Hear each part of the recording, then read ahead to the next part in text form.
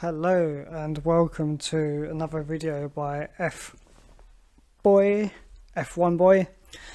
It's been a while since I've uploaded a video. I've been watching the Formula 1 season. I haven't posted anything or caught up really much with social media, just really capturing the main news. And bolt out of the blue, Mattia Binotto has tendered his resignation, and this is off of the back of the recent denials by Ferrari, saying, "Oh, the rumours are not true." Goes to show about a week or so later, he's tendered his resignation. Now, Mattia Binotto has made some bold decisions to advance the team. However, it wasn't without any controversy. I think the first major decision was not to re-sign Sebastian Vettel, and the way he done it as well was just like, oh, we're going to consider giving a contract to Sebastian Vettel, maybe a 1-year extension, and it turns out it wasn't even offered. So I think this really left a sour taste in motorsports fans' mouth. And obviously now we're Sebastian Vettel retiring. Just a bit reminiscing there. Getting back to the topic of Mattia Binotto, obviously signed Carlos Sainz, which actually turned out to be quite a masterstroke. And in Carlos Sainz's first season, he actually outscored Charles Leclerc. I think it was by 5 points, if memory serves me well. And this year, obviously, there's quite a gap in terms of the amount of points, but we can still see some of the strengths in the driver pairing. I think Sainz has really shown his backbone in terms of sticking for his own interest and actually questioning Ferrari's master plan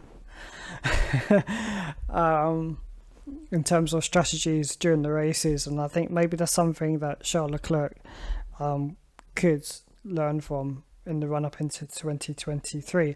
Now, the main thing with Mattia Binotto, and I think in Ferrari in general, is really to have a cohesive and a team which has each other's backs. However, that does come to a point where it seems like any kind of dissension or any kind of radical or change of ideas seems to be, quashed, or like, this is the Ferrari way, that's it, this is the way we do things, or this is the Italian way.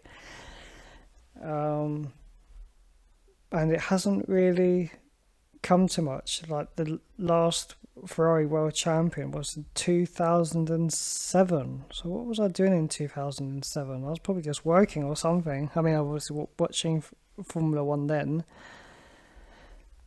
Or I was about to watch Formula 1. So it's been a long time. And it looked like Sebastian Vettel had a good chance in 2019 to actually challenge for the title. It looked really strong, but then we had the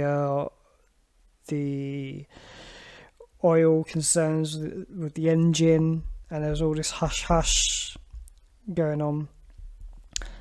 Since after that, I think they went down to P6 in the championship standings, and then they've gone up, and now they've ended up in P2?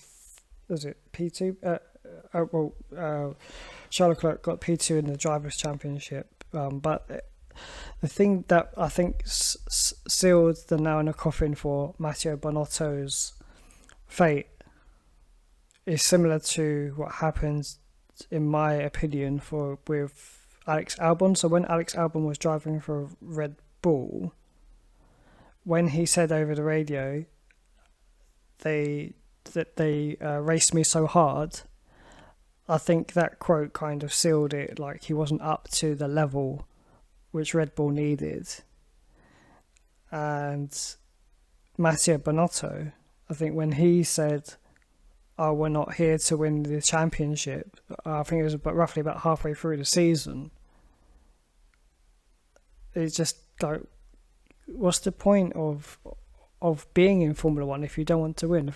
Let's remember that Ferrari is the most well-resourced team with the heritage payments. I believe that with the new Concord agreement, they don't get as much money from that anymore, but they're still well-financed, and they're the richest team, even more than Mercedes and Red Bull even. I think maybe with Red Bull, we're getting a lot of sponsorship money with Oracle and Bybit. They have got a lot of money from sponsorships. But with Ferrari has become a publicly traded company now, there's that pressure on shareholders. And let's remember that there's going to be engine regulation changes in 2026. So I think now's the right time.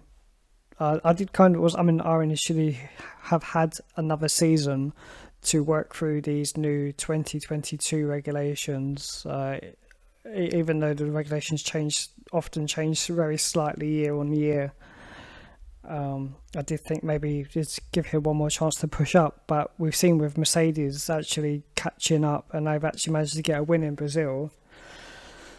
I think this was the year to do it, so I think realistically they won't win until the new engine regulations in 2026. But let me know your thoughts in the comment section below. Where do you think Ferrari will get their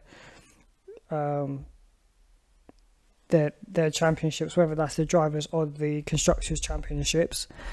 And also let me know if you think they should have a strict driver 1 and driver 2, and let me know who you think should be the next Ferrari team principal. There are rumours that it's going to be Fred Vasseur, who is currently the team principal at Alfa Romeo. Let me know if it's a good choice, or would you prefer somebody else to be at the helm? And like and subscribe.